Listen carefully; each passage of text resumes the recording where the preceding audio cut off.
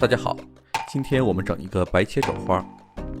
卷肘花看起来很好做，但是真正做起来却不容易，主要是3个问题：肘花难成型，腥味重，还有就是一切就散。来和我看看怎么做好白切肘花吧。这是一个生肘子，最好选皮多一点的。我们用火把皮烧一下，这是我们去腥的第一招。像这样把猪皮的皮下汗腺烧掉，不但能去腥，还能有一点焦香味儿。烧好后洗干净。接下来我们把骨头去掉，这是我们去腥的第2招。肘子里边靠近骨头的部位有动脉血管，切开后再煮，才能把血放干净。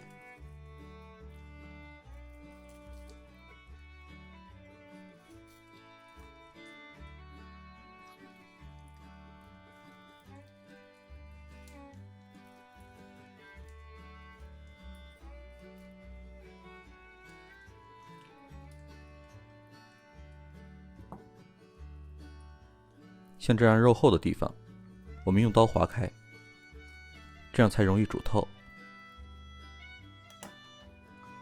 很多人是把生的肘子卷起来，然后下锅煮，而我都是不卷，直接下锅煮。这样做，肘子的皮和肉成熟度会一致，还利于肉排出剩余的血水。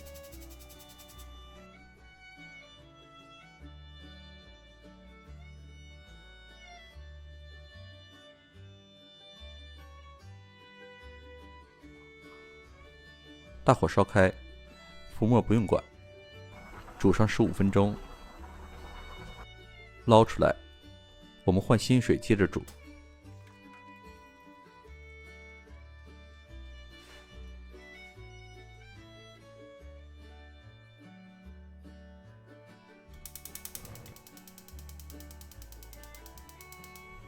肉已经洗干净了，我们调个味儿，2片香叶，生姜切大片儿，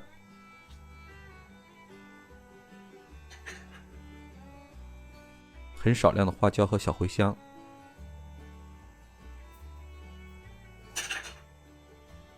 桂皮和陈皮都放得很少。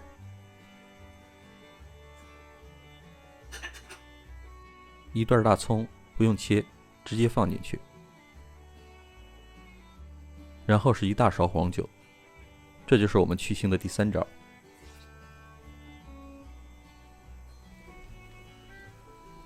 大火烧开，转小火，焖上90分钟。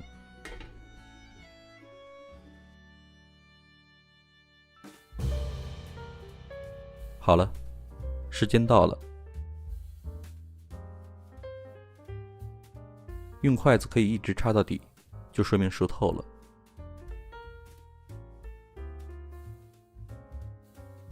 现在把肘子捞出来晾一下。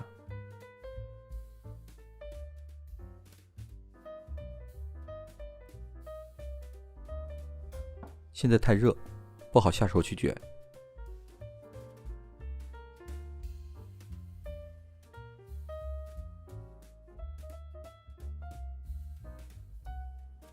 现在差不多了，有些部位的肉比较厚，我们要把这些地方切下来，要不然肘花卷出来粗细不均匀。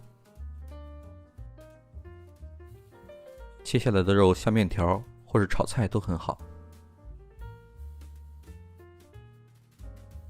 现在铺好保鲜膜，把肘子放上去。对了，我们就是用保鲜膜来卷。第1层先松松的卷上，保鲜膜能搭住就行。保鲜膜有粘性，粘上了就能吃住劲儿。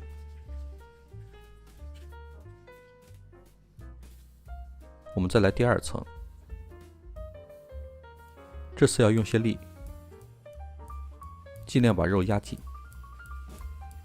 ，2边露出来不要紧，一会儿我们再做处理。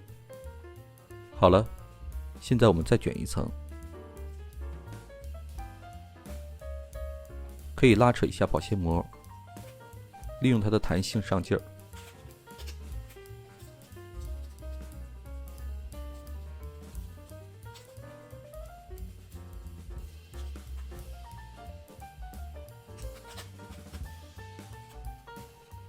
看，这样就卷好了，粗细均匀，两端用绳子绑住，和香肠一样。现在放进冰箱放凉，第2天就能吃了。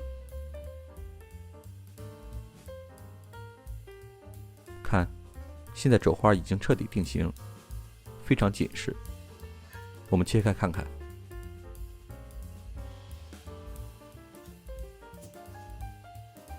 纹路非常漂亮。保鲜膜扒掉就可以切片了。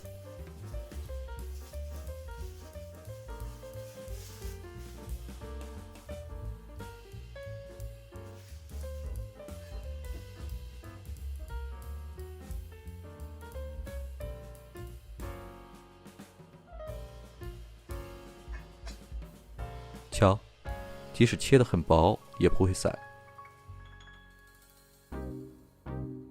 这道白切肘花就做好了，各位也在家试试吧。谢谢大家观看，欢迎大家订阅我的频道，希望大家多多点赞评论，咱们下期再见。